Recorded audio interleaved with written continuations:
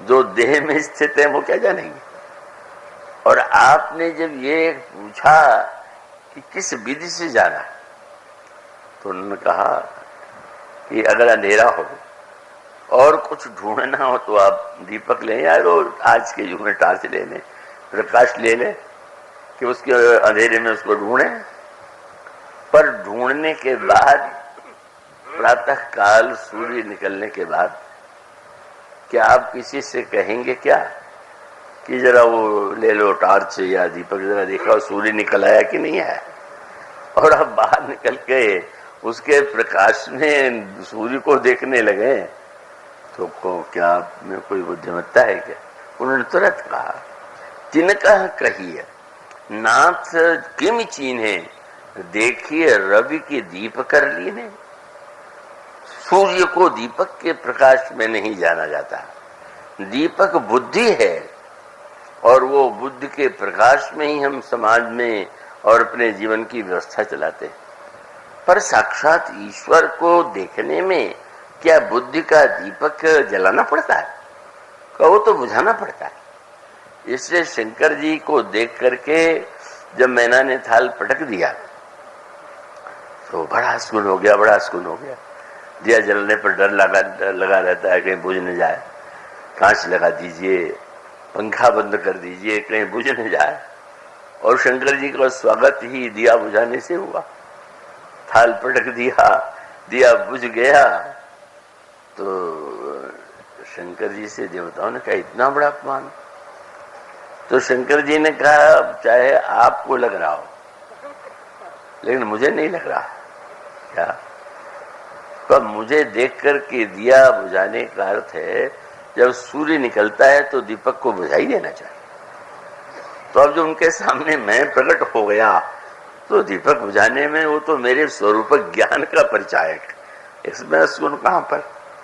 मानो सारे ग्रंथ में जो घटनाएं हैं, जो पात्र हैं और उनमें जिस प्रकार के शब्दों का प्रयोग किया गया है, और श्री हनुमान जी का तो क्या कहना, वो ऐसे विलक्षण दूत कि रामदूत केवल लग रहा है कि प्रभु ने जनक नंदिनी सीता के पास भेजा, और दुर्भाग्य है रावण ने उस अर्थ में नहीं देखा जिस अर्थ में लंकिनी ने देखा, जिसकी चर्चा आपके सामने कल मैंने की थी कि मैं कितनी सौभाग्यशाली हूं कि आप रामदूत, और रामदूत केवल आप उन्हीं के लिए नहीं है, वहां तो तत्वतः अभिन्न है।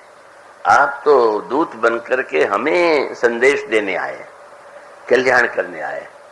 तो मानो यह सत्य है कि जो संसार का दूत होगा वो संसार का संदेश सुनावेगा, पर जो श्री राम का दूत होगा वह तो सबके लिए। अब और बात यह है कि दूत तो रावण के लिए भी आया है। दूत पठायो तब हित हेतु, रावण ने उसकी क्या व्याख्या किया। रावण ने कहा अंगद तुम कहते हो तुम्हारा स्वामी बड़ा बलवान है, तो ये बार बार दूत क्यों भेजा है। दूत तो दुर्बल भेजा करते हैं, सबल भेजता है। मैं तो नहीं दूत भेजने की आवश्यकता, और वो बार बार दूत भेज रहा है, डरता होगा मुझसे, संधि करना चाहता होगा। मानो ईश्वर के संदेश को सुन करके भी अगर हम वैसा अर्थ लें तो हम रावण के समान उसकी पांडित्य बुद्धि से प्रभावित होंगे। लेकिन जहां ये ज्ञात हो गया, और आप देखिए राम दूत बन करके हनुमान जी किस तरह से लंकिनी उनके वाक्य और प्रहार से परिवर्तित हो जाती है। विभीषण को जो उन्होंने इस रामदूत ने जो संदेश दिया, और वो संदेश कितना बड़ा था, कितना महत्वपूर्ण था। सुग्रीव विभीषण के मन में एक भ्रांति थी कि मैं क्या करूं, रावण मेरा बड़ा भाई है, प्रभु का मैं भक्त हूं, पर बड़े भाई का सम्मान भी तो पिता के तुल्य होता है। तो ऐसी स्थिति में कैसे क्या करूं। हनुमान जी ने, रामदूत ने ये कहा कि तुम माता पिता के भक्त हो, मैं समझ गया। और तब हनुमान जी ने, रामदूत ने एक नाता जोड़ दिया। तब हनुमंत कहा सुन भ्राता, हे भाई विभीषण, किस तरह से भाई? न एक देश के दोनों, न एक जाति के दोनों, न एक माँ के पुत्र दोनों। और हनुमान जी कहते हैं भाई विभीषण, और उत्तर भी दे दिया, हम भाई हैं, तुम्हारे भाई हैं। किस तरह से?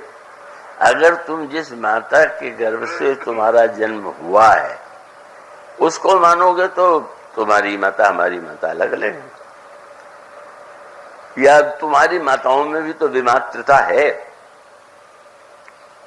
तो अब ऐसी स्थिति में हम तुम दोनों की माता एक है, और तुम भाई के भक्त हो तो तुम में से तुम्हारा बड़ा नाता गहरा है। क्या? तब हनुमंत कहा सुनु भ्राता, देखी चहु जानकी माता। वस्तुतः सर्वदा सर्वदा हमारी माता जगत जननी सीता है, तुम्हारी भी माता वही है, तो हम दोनों तो संबंधी हुए।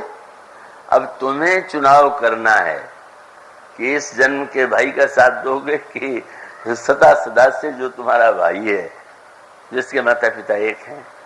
मानो भीषण की शरणागति में जो व्यवधान था, हनुमान जी का उपदेश जो है यह संदेश था, भाई की भक्ति पर भाई को पहचानो तो। और आप देखेंगे, और जैसा मैंने कहा था कि हनुमान जी तो ये चारों शब्द हैं उसको पूरा क्रियान्वित हनुमान जी ने किया। और वो क्रियान्वित करने वाले हनुमान जी राम दूत के नाते सबको राम की भक्ति का, राम की शरणागति का, राम के स्वभाव और शील का निमंत्रण देते हैं, आइए आइए।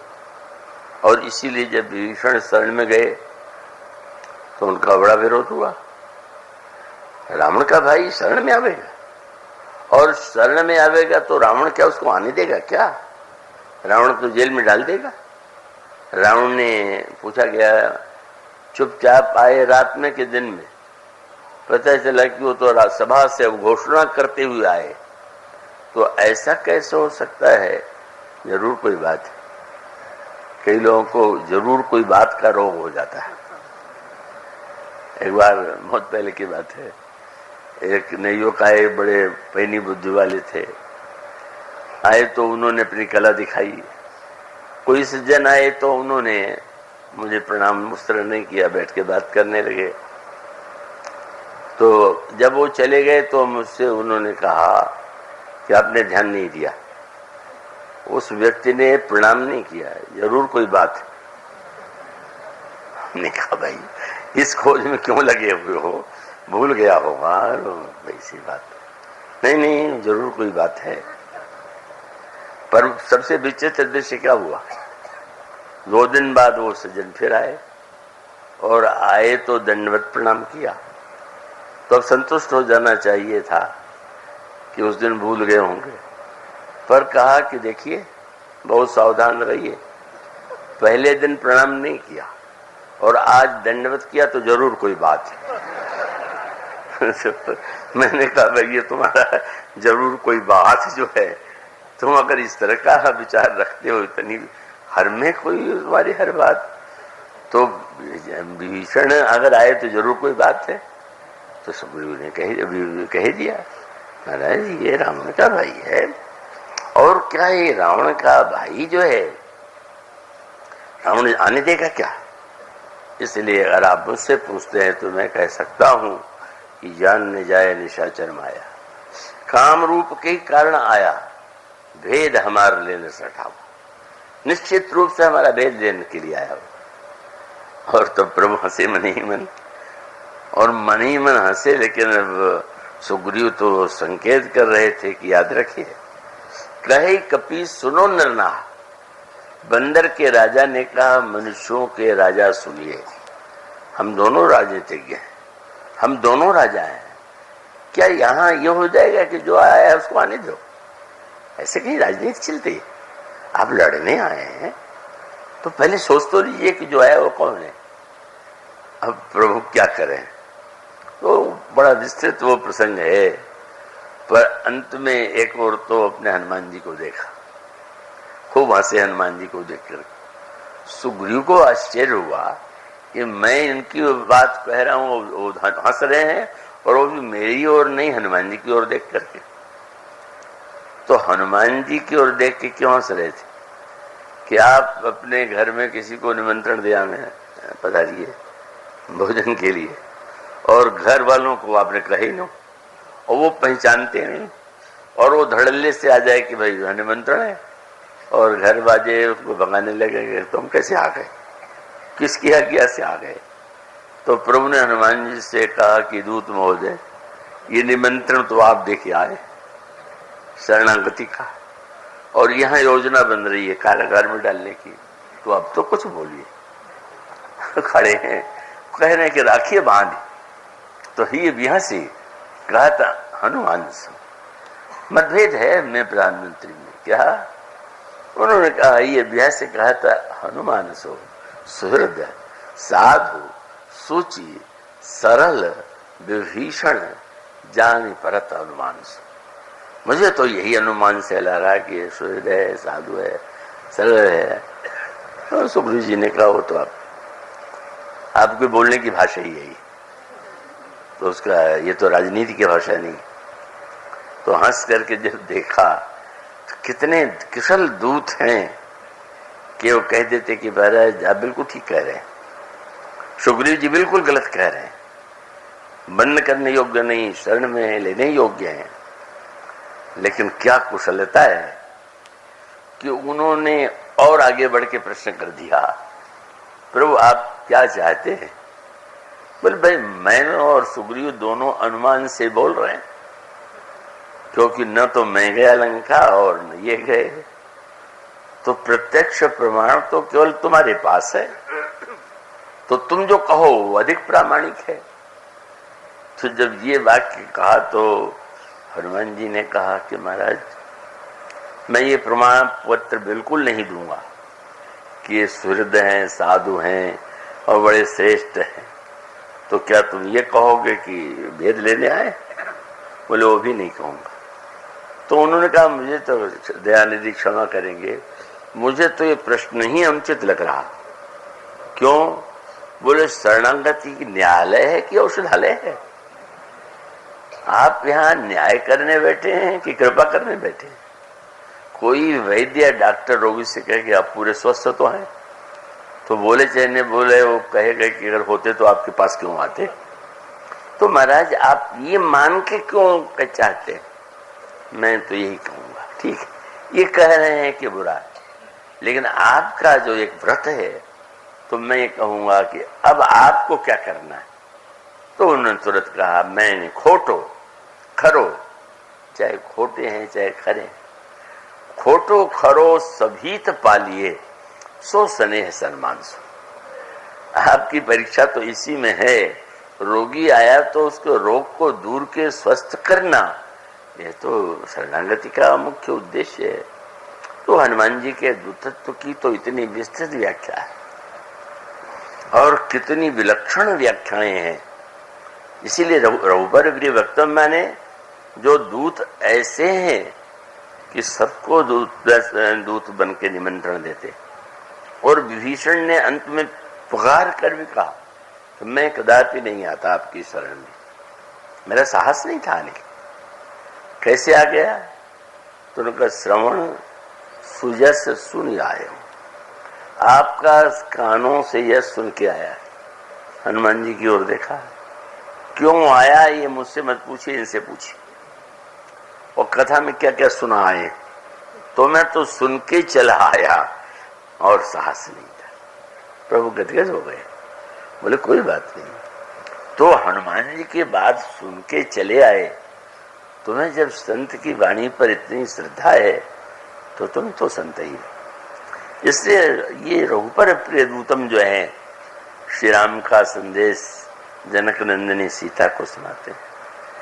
श्री जनक नंदिनी का संदेश, उस संदेश को अगर आप पढ़ें, क्या करूं समय की सीमा से आज ये भी नहीं कर सकता कि इसके बाद कल, तो अब तो यही कि आप उसको जरा ध्यान से खुद पढ़िए, स्वयं पढ़िए और स्वयं पढ़ के देखिए कि कितना अद्भुत यह दूत है जो सबसे मिलन कराता है।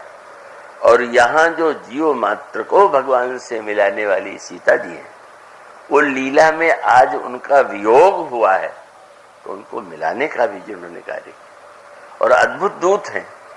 जब श्री प्रभु किशोर जी के पास पहुंचे तो कहा था न संपाति ने, तासु दूत तुम तज कदराई कायरता छोड़। और हनुमान जी ने माँ से भी कहा, आपने जो कुछ कहा उससे मैं एक कहूंगा, सुनिमम वचन तजो कदराई। ये आपको नहीं शोभा देता। और उसका अभिप्राय महाशक्ति अगर ये भाषा बोले तो ये तो इसका अर्थ है कि आप अपनी शक्ति भूल गई।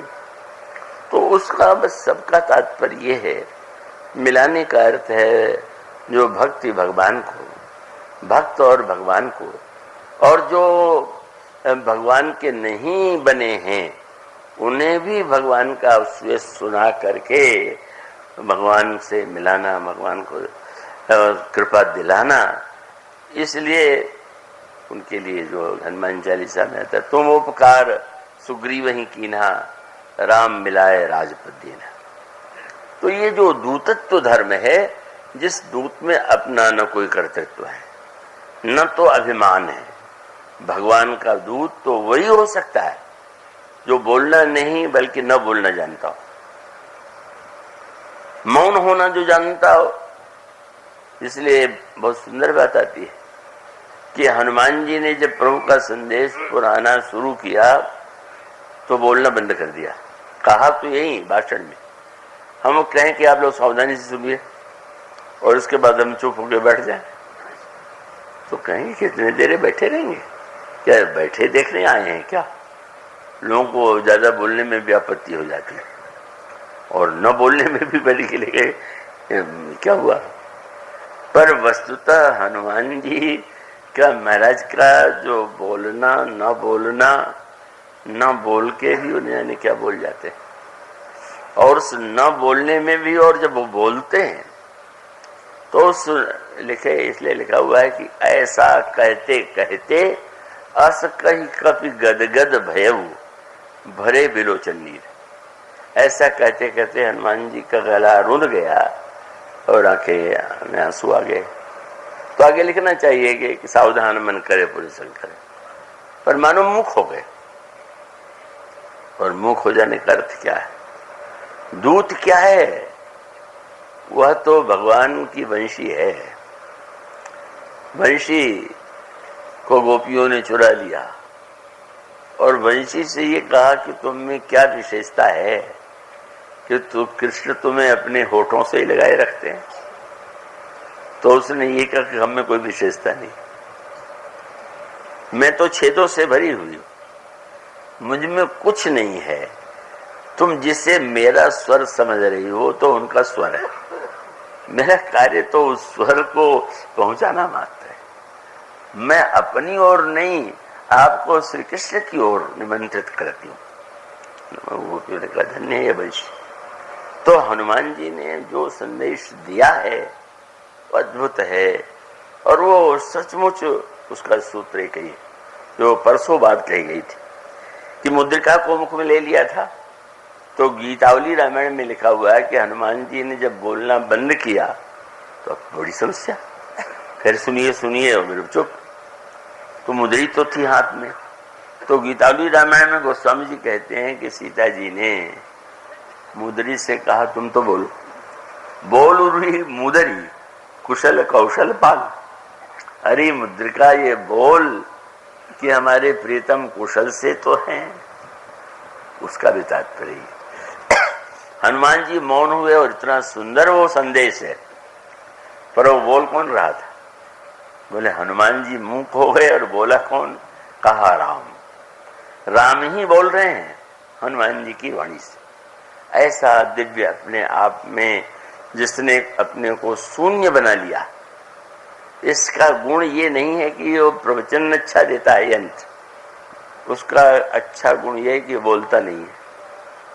और कभी जब बोलने लगे तो आफत हो जाती है, घबरा जाते हैं, सोता रे भाई खराब हो गया। इसका काम बोलना नहीं है, जो सामने वाला बोल रहा है उसको आप तक पहुंचा देना है। और जब उसको ये हो जाए कि अरे भाई लोग उसी ओर ध्यान दे रहे, मुझे भी तो देखें, और सीटी बजने लगे और आवाज होने लगे, तो मानो बस ऐसा दूत हनुमान जी के समान, जिसने अपने आप को रिक्त, शून्य, चाहे मुद्री बोले, चाहे हनुमान जी के मुख से प्रभु बोले, और इसलिए हनुमान जी महाराज हमारे लिए एक ऐसा दिव्य, उनके समान कोई मिलाने वाला, कोई संदेश सुनाने वाला कोई हुआ नहीं, है नहीं और होगा भी नहीं। तो हम लोग अगर दूत के उस दूत रूप को, उसको गहराई से बैठे, केवल मनोरंजन में नहीं, केवल साधारण किस्से कहानियों में नहीं, तो आपको लगेगा ये तो भगवान के स्वरूप का बोध कराने वाला, और बोलने में भी जिसकी वाणी से प्रभु ही बोल रहे हैं, ऐसे हनुमान जी जो हैं। तो इसलिए सबसे अग्रगण्य दूत का अभिप्राय जो आपको भगवान का संदेश सुनावे और आपका संदेश भगवान को सुना दे, ये इनकी विशेषता है। प्रभु का संदेश सुना है सीता जी को, और सीता जी का संदेश सुनाया प्रभु को, और सीता जी को जो प्रभु का संदेश सुनाया तो सीता जी का दुख भागने लगा, क्योंकि अब हनुमान जी कथा सुना रहे हैं तो अब तो मुझे भागनी चाहिए, नहीं मार डालेंगे।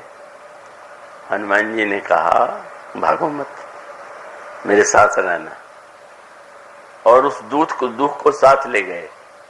और जब प्रभु ने हनुमान जी से कहा अच्छा सुनाओ, तो हनुमान जी ने ऐसा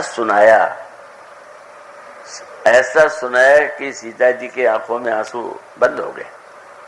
और प्रभु ने जब सुना तो सुनि सीता दुख प्रभु सुख ऐना, भरी आए जल राजीव ने। सच्चा दूत कौन है? जो भक्त की रुलाई को मिटा दे और भगवान को रुला दे, भगवान में करुणा का संचार कर दे। उन्होंने कहा दुख तुम्हारा उपयोग वहां नहीं, यहाँ है कि प्रभु के हृदय में व्याकुलता हो। मैं क्या करूं, मैंने उससे लाचार हूं। और कहता कहते भी बढ़ती गई घड़ी, अब तो ऐसी पहुंच गई कि बहुत से लोगों के लिए बड़ा कष्टदायक भी हुआ, मैं जानता हूं, पर क्या करूं। उसका मन जैसे लगता ही है कि और पर उसकी सीमा नहीं है। इसलिए प्रभु का वो संदेश करना तो आपको पड़ेगा। करने वाले तो लोक दृष्टि से आप ही दिखाई देंगे, लेकिन कायरता छोड़ दें, और कायरता छोड़ करके निरंतर राम हृदय धरी। यह स्मरण रखिए कि भगवान मेरे हृदय में, और यह ध्यान रखिए कि आप राम के दूत हैं।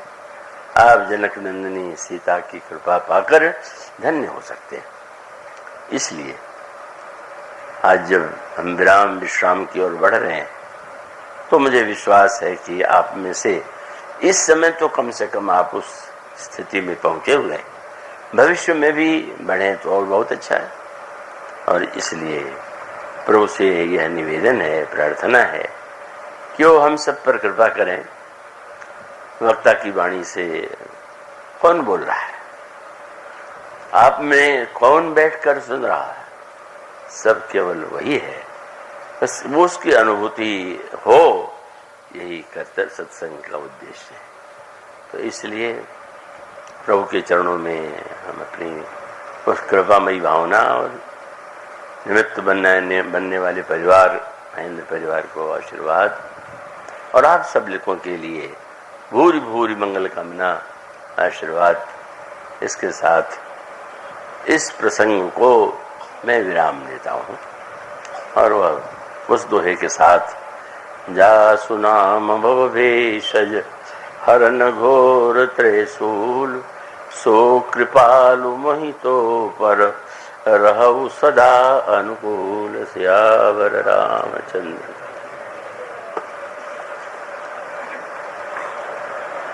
आरती श्री रामायण जी की, कीरति कलित ललित प्रिय की, कीरति कलित ललित प्रिय की।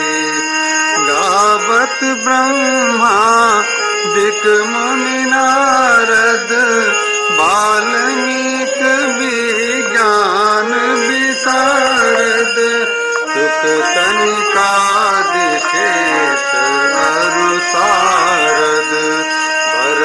पवन सुत कीरतनी की। आरती श्री रामायण जी की। गावत वेद पुराण अष्टदश छयो शास्त्र सब ग्रंथन को रस।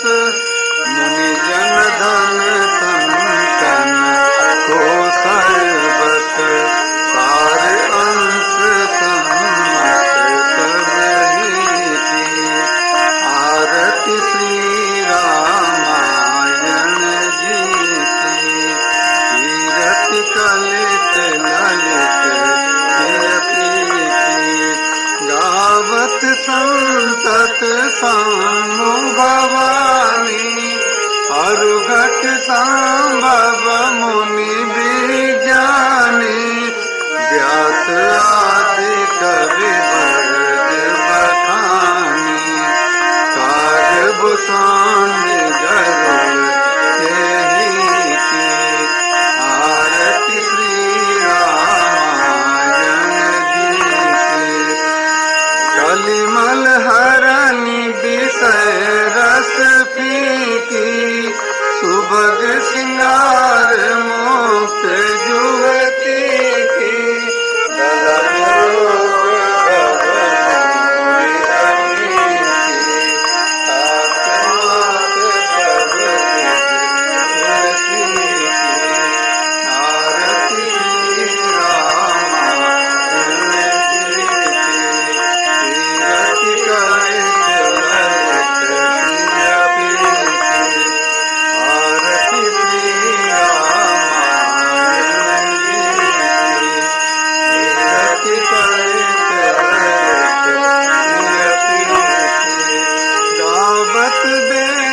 पुराण अष्टदश छयो शास्त्र सब ग्रंथन को रस।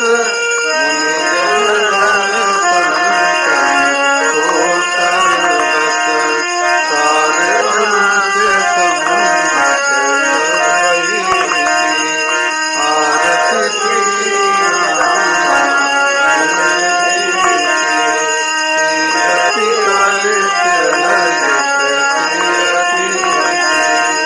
आरती श्री रामायण जी की।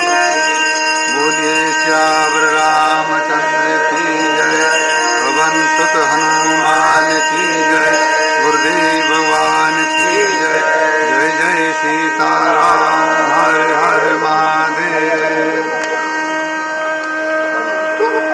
प्रसाद की व्यवस्था बाहर प्रमुख द्वार पर है और जो लोग यहाँ पर आरती लेने के पश्चात महाराज जी को प्रणाम करने आ रहे हैं उनसे प्रार्थना है कृपया लाइन लगा लें और बहुत क्रमबद्ध रूप से इस कार्य को करें ताकि किसी को असुविधा ना हो। बेटा जरा सा कल एक किसी सज्जन का चश्मा छूट गया था, अगर वो सज्जन यहाँ आए हों तो मंच के पास आकर के ले सकते हैं।